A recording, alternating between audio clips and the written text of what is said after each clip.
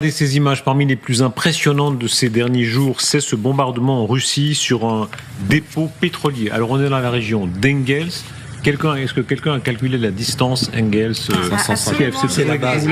1100 km de Kiev et environ 730 km du front. 1100 km. Donc ces images-là. Vous n'oserez pas me contredire, Xavier. Non, je suis d'accord. Vous n'osez jamais contredire. Moi peut-être, mais pas Émilie. Franchement, là, vous n'oseriez pas. Regardez la distance.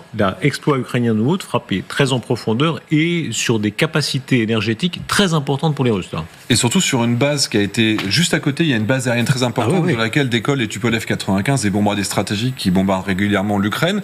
Donc, ayant été bombardés plusieurs fois, ils avaient fortement renforcé la défense aérienne dans la zone. On voit à quel point elle est efficace une fois de plus. La défense aérienne russe est une passoire et c'est la surprise de cette guerre, ça continue d'être le cas aujourd'hui. Mais a priori, c'était aussi le carburant qui a été utilisé pour alimenter les avions qui font du bombardement tous les jours sur le territoire ukrainien. On verra si ça les gêne réellement, mais c'est vrai qu'on a une baisse réelle depuis quasiment maintenant le mois de novembre. On a 2 fois moins de bombes planantes qui tombent sur l'Ukraine et on commence à voir moins de missiles de croisière qui tombent également. Donc ça va y contribuer. L'approvisionnement en termes de comment dire, l'essence, le pétrole qui sert tellement, qui est si important dans les chaînes, dans les convois, est-ce que ça commence à être affecté de manière profonde? Alors, il y a une partie de l'essence qui était destinée aux civils qui est réorientée. C'est pour ça que vous aviez il y a quelque temps des grandes files d'attente pour acheter du pétrole pour les citoyens russes. Après, il y a le côté économique, évidemment, ça coûte énormément d'argent à la Russie et ça impacte leur capacité à en exporter. Mais oui, militairement, évidemment, quand vous avez un effondrement de votre flux logistique, ça va contribuer à l'effondrement militaire. Oui, et je voulais vous dire que l'armée ukrainienne avait revendiqué cette attaque, c'était aujourd'hui même. Le dépôt pétrolier à Engels, dans l'oblast de Saratov, a été attaqué. À proximité de la cible, de nombreuses explosions ont été enregistrées, un incendie de grande ampleur s'est déclaré, et puis cet état-major ukrainien ajoute, la destruction du dépôt pétrolier pose de sérieux problèmes logistiques à l'aviation stratégique des occupants russes, c'est ce que vous nous disiez, Xavier Titelman, et réduit considérablement leur capacité à frapper les villes ukrainiennes pacifiques et les objets civils. Ça y est, on voit un peu le résultat en Ukraine. Mais c'est pas oui, on voit le résultat en Ukraine. C'est pas la première fois que les Ukrainiens frappent la base d'Engels. La première fois, je crois que c'était fin 2022, si je me trompe pas, donc très très tôt. Et oui, c'est très important pour les Ukrainiens, de montrer qu'ils peuvent continuer à mettre la pression partout où ils veulent en Russie.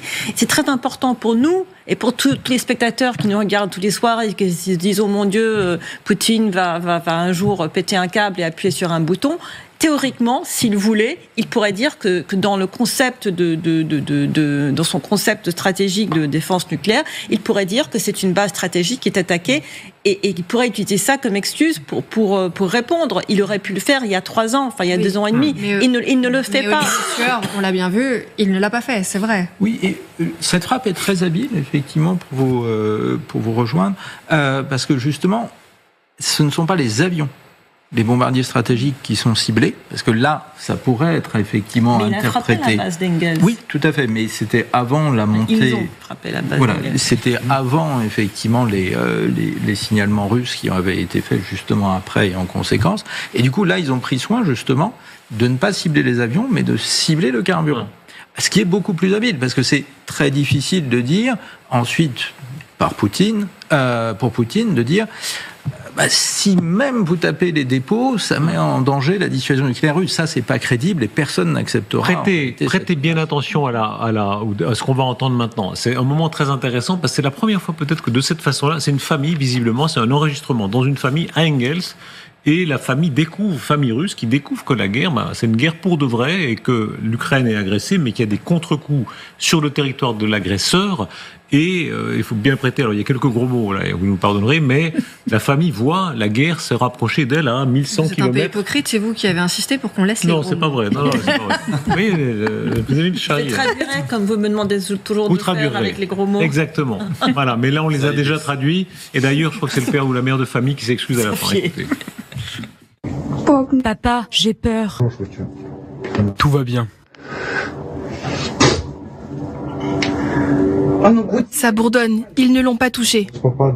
Ils vont le faire.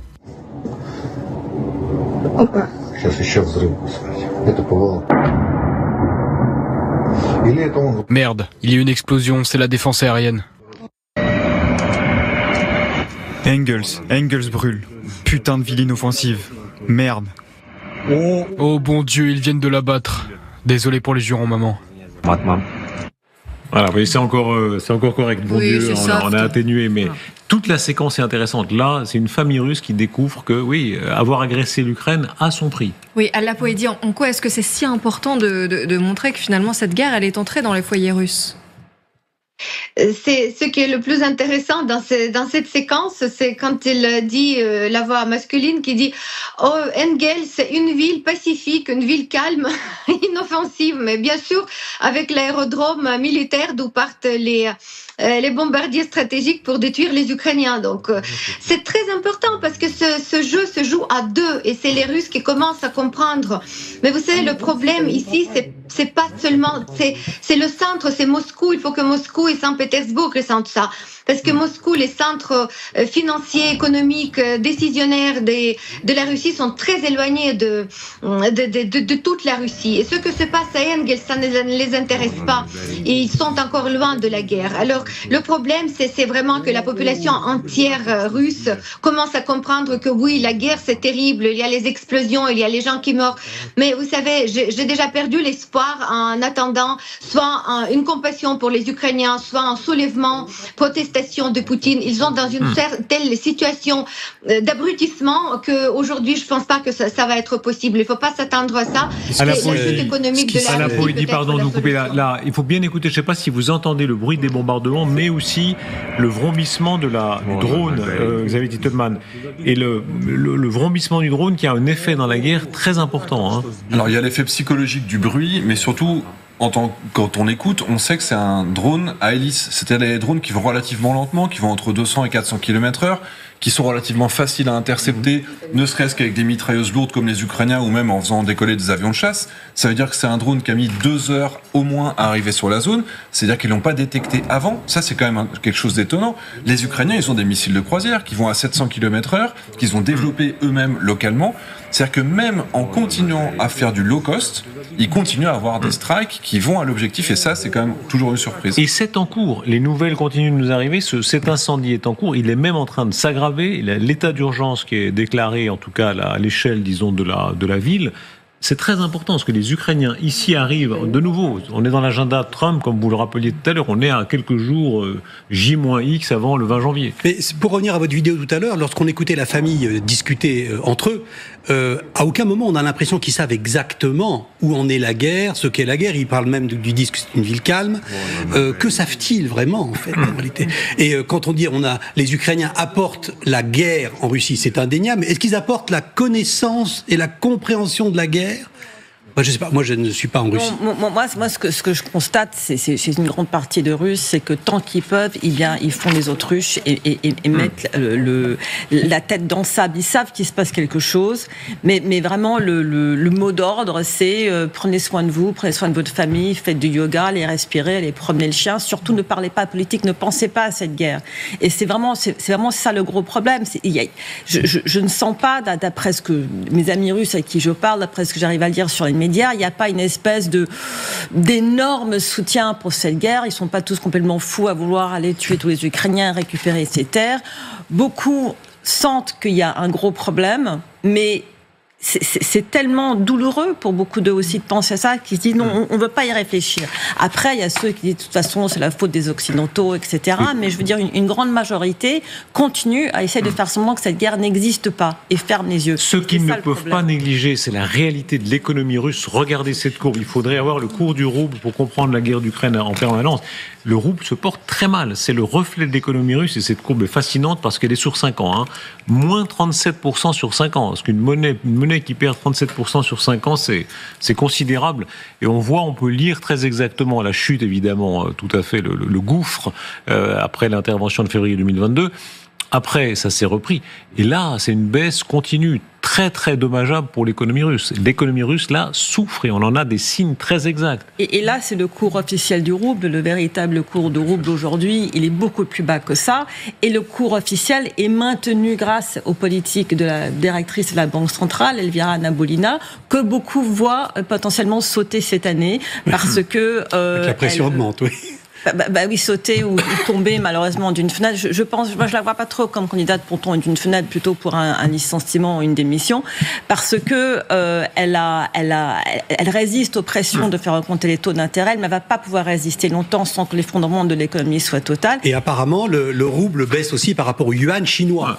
Alors que la relation commerciale Chine-Russie structure en ce moment l'économie russe, ça veut dire que ça se déséquilibre à nouveau.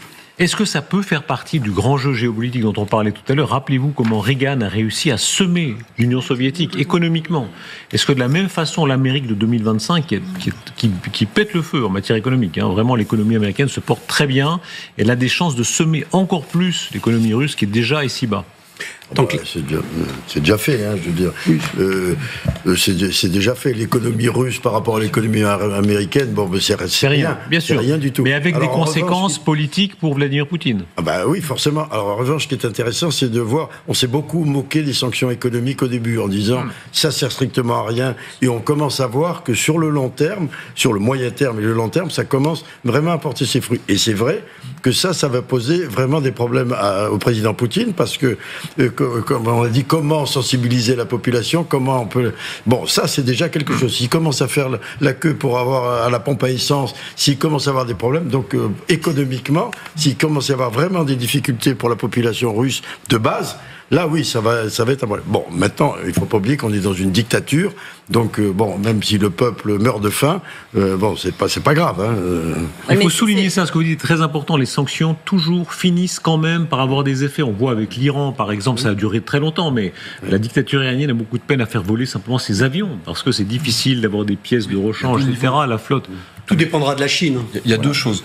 Il y a que instantanément, depuis le début de la guerre, la Russie a beaucoup de difficultés à être capable de produire autant d'armes. Si les Russes avaient toujours la possibilité d'acheter des moteurs de drones en Europe comme par le passé, ce serait pas 2000 drones par mois qui recevraient sur la tête les pauvres Ukrainiens, ce serait encore beaucoup plus, évidemment. Donc, militairement, oui, ils ne sont pas au niveau zéro, mais ils sont bien en dessous de ce qu'ils auraient été capables de faire si la France avait continué à fournir des optiques pour les avions et pour les drones et pour les chars russes, parce que nous, on les fournissait.